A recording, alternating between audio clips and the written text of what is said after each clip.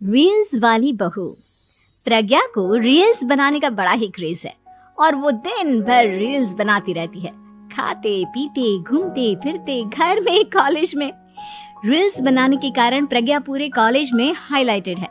जहां उसकी रील्स सभी को पसंद आते हैं, वहीं मनीषा चिंता में डूबी रहती है। एक रोज जब खाते हुए प्रज्ञा रील्स बना रही होती है, तब मनीषा कहती है, एक मिनट भी चैन नहीं है इस लड़की को।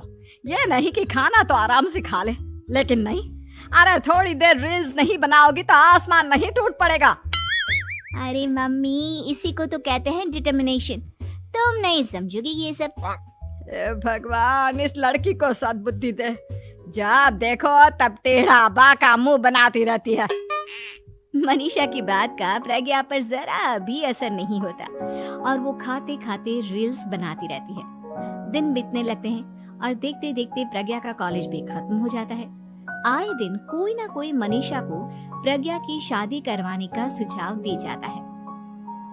सब ठीक ही कहते हैं, प्रज्ञा की शादी कर देनी चाहिए। अपने घर के कामकाज में व्यस्त हो जाएगी तो खुद ही ये रील्स और नाच गाना बंद हो जाएगा। मनीषा और प्रेम प्रज्ञा के लिए एक अच्छा लड़का ढूंढने लगते हैं और तभी विकी का रिश्ता प्रज्ञा के लिए आता है, जिसने प्रज्ञा को उसकी रील्स देखकर पसंद कर लिया था। अगले दिन विकी अपने माता पिता के साथ प्रज्ञा के घर पहुंच जाता है और प्रज्ञा साड़ी पहने हाथों में चाय की ट्रे लिए उनके सामने आती है। जब विकी को पसंद है तो हमें भी बहू पसंद है। बहन जी, आप बारात की तैयारी कीजिए।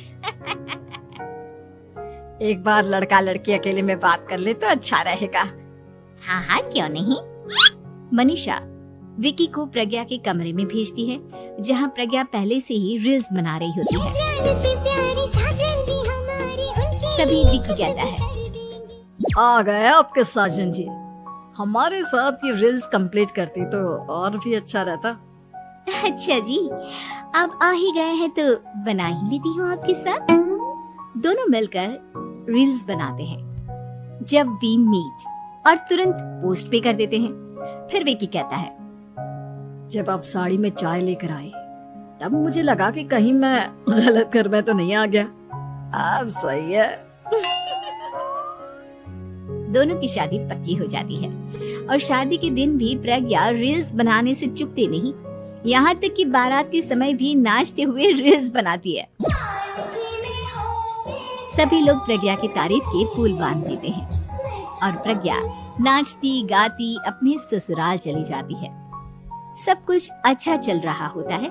प्रज्ञा यहाँ भी दिन भर हर चीज की रील्स बनाती रहती है। लेकिन कुछ दिनों के बाद जब सुनीता कहती है, बहू, ये रील्स के साथ साथ कुछ काम भी कर लिया करो। वैसे तुझे और क्या क्या बनाना आता है? मम्मी जी, वैसे तो सब कहते हैं कि मैं सब कुछ अच्छा बनाती हूँ, लेकिन मुझे लगता है कि मैं मैगी अच्छा बना लेती हूँ। हाँ, कॉफी भी अच्छा बना लेती हूँ और मुंह तो सबसे अच्छा बना लेती हूँ। हैं? अच्छा अच्छा। सुनीता अपना माथा पकड़ लेती है और कहती है, बहू, कुछ खाना बनाना भी सीख लेती।